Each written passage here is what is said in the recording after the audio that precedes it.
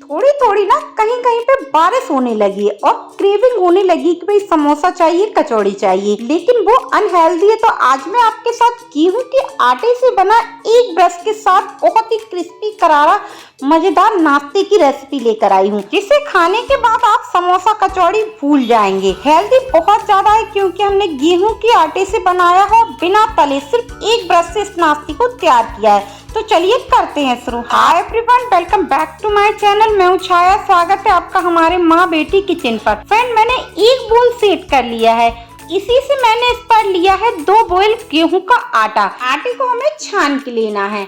नाश्ता हमारा ज्यादा देर तक क्रिस्पी रहे तो जितना हमने गेहूं का आटा लिया है उससे 1/4 हमें लेंगे सूजी।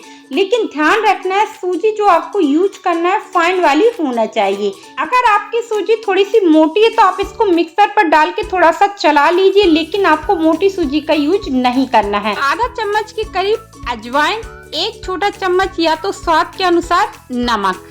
आप चाहें तो इस पर कसूरी मेथी, हरा धनिया भी डाल सकते हैं। 1/4 चम्मच के करीब सोडा और सारे ड्राई इंग्रेडिएंट्स को हम पहले ऐसे ही अच्छे से आटे के साथ मिला लेते हैं।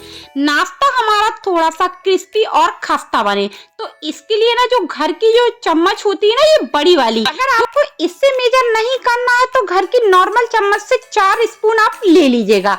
तो भर के मैंने लिया है और देसी घी का यूज किया है। इससे ना बहुत ही ज्यादा खस्ता और क्रिस्पी नाश्ता हमारा बनता है, क्योंकि आज के नाश्ते में हम ऑयल का यूज नहीं करने वाले हैं। तो सारे आटे पर जो हमने इस पर मोइन डाला था ना, अच्छे से मिल गया है और आप देख पा रहे हैं कि बहुत ज्यादा मोइन का यूज नहीं किया है। और अब हम इस पर पानी डाल के इसका एक डो लगा लेते हैं।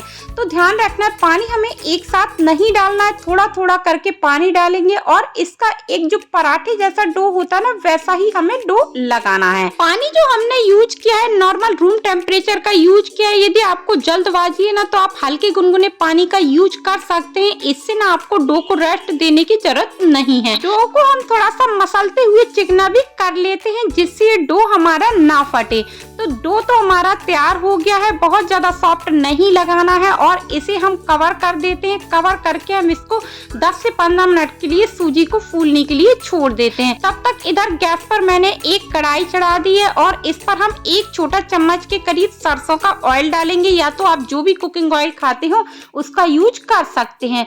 ऑयल को हम गर्म होने के लिए छोड़ देते हैं। जब तक इधर मैंने 5 से 6 बड़े साइज के आलू ले लिए। आलू को उबाल के मैंने ठंडा कर लिया था। इस नाश्ते को आप सुबह बना सकते हैं या तो शाम को, जब बच्चों को अनचाही क्रेविंग होती है ना समोसा पकौड़ी खाने की, तब भी आप इस नाश्ते को ट्राई कर सकते हैं। तो आलू को हम छील कर तैयार कर लेते हैं और आप देख पा रहे हैं कि सारे आलू हमने छील लिए हैं। आप चाहें तो इन्हें हाथों से भी मोटा मोटा सा तोड़ सकते हैं, लेकिन बहुत ज्यादा फिर भी मोटा नहीं रखना है। इसको मैंने ना मैशर से मैश कर लिया है, जैसा कि मैंने आपको बताया कि बहुत ज्यादा मैंने इसको मोटा नहीं रखा है। आलू जब हम मैश करते हैं ना तो प्लेट पर चिपक जाता है। तो चलिए इसको हम प्लेट से छुटा लेते हैं और आलू तो हमारा तैयार हो गया है। आलू को हम साइड पर ऐसे ही छोड़ देते हैं जब तक ऑयल है ना हमारा अच्छे से गर्म हो गया। गैस के फ्लेम को स्लो कर लिया है और अब हमने तड़के के लिए 5 फोरन लिया है, 5 तरह की चीजें, और साथ ही हमने इस पर हींग लिया है। काली वाली कलौंजी जरूर डालिएगा। सारे मसाले को हम तड़का लेते हैं। चटर पटर अच्छे से होना चाहिए, तभी ना फ्लेवर इनका निखर के आता है। साथ ही 3 से 4 हरी मिर्ची, 1 से 1.5 इंच अदरक का टुकड़ा ग्रेट करके लिया है और हरी मिर्ची को फाइन चॉप कर लिया था। सारी चीजों को हमने अच्छे से भून लिया है। इसी के साथ हमने इस पर नॉर्मल मसालदानी के मसाले लिए हैं। थोड़ा सा हल्दी पाउडर, 1 चम्मच धनिया पाउडर, आधा चम्मच लाल मिर्च पाउडर, आधा चम्मच गरम मसाला। नमक अभी आपको स्वाद से कम रखना है। सारे मसाले को स्लो फ्लेम पर हम अच्छे से भून लेते हैं। जो आलू क्रश करके रखा था वो हम सारा आलू इस पर डाल देते हैं। आधा कप के करीब हरा धनिया फ्रेश लेंगे और फाइनली चॉप करके डाल देते हैं। और अब हम मसाले को 4 से 5 मिनट तक अच्छे से भून लेते हैं, जिससे जो आलू का सारा मॉइस्चर हो वो खत्म हो जाए। आपको इस स्टेप को बिल्कुल भी स्किप नहीं करना है। मसाले पर मॉइस्चर होगा तो हमारा नाश्ता बहुत ही जल्दी सॉगी हो जाता है। यदि मसाला हमारा अच्छे से भुना रहता है तो बहुत ही लंबे समय तक हमारा नाश्ता ऐसे ही क्रिस्पी रहता है। अच्छे से भूनने के बाद 1 मीडियम साइज के प्याज को मैंने फाइनली चॉप कर लिया है। ये हम लास्ट पर डालेंगे, थोड़ा सा क्रंची बरकरार रहा है। साथ ही थोड़ा सा चाट मसाला 1 चम्मच के करीब, तभी मैंने नमक कम डाला था, और साथ ही आधा चम्मच के करीब काला नमक। दोनों नमक डालने से टेस्ट बहुत अच्छा आता है। एक्स्ट्रा कोई मसाले अब आपको डालने की जरूरत नहीं, एक बार मिक्स कर लिया है क्योंकि आलू को तो हम पहले से भून चुके हैं। बहुत ही चटपटा एकदम मजेदार ये मसाला हमारा बनकर तैयार हो गया है।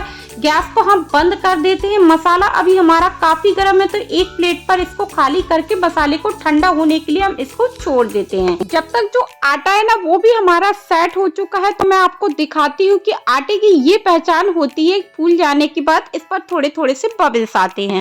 और आटे को मैंने एक बार स्मूथ कर लिया है और इसके हम छोटे छोटे पेड़े बना लेते हैं। जिसने हम पूरी के लिए बनाते हैं ना, मैंने सेम वैसे ही रखे हैं। आप अपने हिसाब से छोटे बड़े कर सकते हैं और कटोरी जैसा आपको शेप देना है।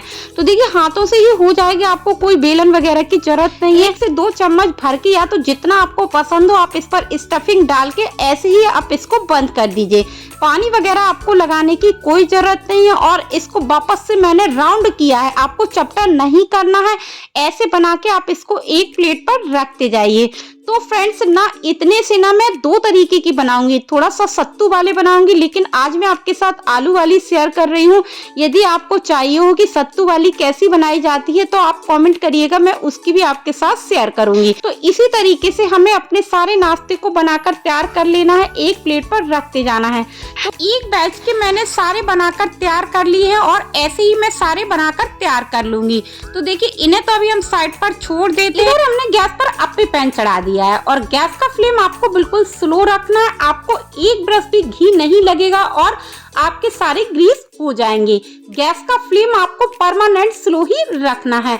और अब हम एक एक करके सारे को सेट कर देते हैं। और आप इन्हें अभी ध्यान से देख लीजिएगा कि अभी ये साइज में कितने छोटे हैं, और जब ये अच्छे से सिक जाते हैं तो साइज में ये फूल जाते हैं। इन्हें कवर करके मैंने 4 से 5 मिनट के लिए छोड़ दिया था बिल्कुल स्लो फ्लेम पर। 4 से 5 मिनट के बाद एक बार हम सारे को फिर से एक ब्रश घी से ग्रीस कर देते हैं। ग्रीस करना ऑप्शनल है, लेकिन क्या है ना इसका कलर बहुत अच्छा आता है। एक साइड से थोड़े से सिक जाते हैं लेकिन प्रॉपर अभी नहीं सिके हैं, और सारे की साइड को हम चेंज कर देते हैं। एक बैच को सिकने में 10 से 15 मिनट लग जाता है, डिपेंड करता है आपका साइज क्या है और आपने गैस का फ्लेम कितना रखा है। सारे की साइड चेंज करने के बाद फिर से हम इसको कवर कर देते हैं 5 मिनट के लिए। तो फ्रेंड टोटल अभी मुझे 10 मिनट हो गया और ये जो नाश्ता है ना हमारा 60 to 70% कुक हो गया है। अच्छे कलर के लिए मैं इसको बार बार थोड़ा सा घी से ब्रश कर रही हूँ। आप चाहे तो इसको सिर्फ एक ही बार घी से ब्रश करिए, बार बार घी से ब्रश करने की जरूरत नहीं है। इसे हम थोड़ी देर के लिए ओपन ही सेक लेते हैं जब तक अच्छा कलर नहीं आ जाता, और अब आपको कवर करने की जरूरत नहीं है। इस स्टेज तक सेकने में मुझे 16 से 17 मिनट लग गए हैं। और सेकने की ये पहचान होती है कि इन पर बहुत ही अच्छा क्रैक आ जाता है, ऊपर काफी क्रिस्पी हो जाते हैं और इतने ज्यादा क्रिस्पी होते हैं कि आप इसे लंबे समय तक रखे रहे तो भी ये सॉफ्ट नहीं पड़ते हैं। और आप देख पा रहे कितना अच्छा इनका कलर आया है। कोई देखकर इन्हें कह नहीं सकता कि हमने इसको बिना ऑयल में फ्राई किए हुए बनाया है। आप देख पा रहे बहुत ही शानदार ये नाश्ता हमारा बना है। इनके क्या की इंडिकेशन है कि बहुत बढ़िया कुक हुआ है। तो एक बार फाइनली लास्ट पर मैं थोड़ा सा घी और लगा देती हूँ, इससे बहुत ही अच्छा साइन इस पर आ जाता है। जब आप इस नाश्ते को बनाएंगे तभी खुद जान जाएंगे कि बहुत ही शानदार एकदम ये चटपटा सा नाश्ता बनता है। काफी ज्यादा हेल्दी है क्योंकि हमने गेहूं के आटे से और बिना तले इसको बनाया है, घी का यूज किया है। तो आप इसे बच्चों को गिफ्ट फ्री दे सकते हैं। बच्चे इसके आगे समोसा कचौड़ी भी भूल जाएंगे। और आप देख पा रहे हैं कि कितना बढ़िया ये हमारा सिका है, अंदर चटपटी मजेदार इसकी स्टफिंग भरी है। आप इसे चाय के साथ ऐसे एंजॉय करिए, या तो चटनी के साथ या तो टमाटो केचप के साथ, कैसे भी खाएंगे तो आपको मजा आ जाएगा। फ्रेंड्स अगर आपको आज की हमारी रेसिपी पसंद आई हो तो लाइक शेयर सब्सक्राइब करना ना भूलिएगा। मिलते हैं नेक्स्ट रेसिपी के साथ, तब तक के लिए बाय बाय।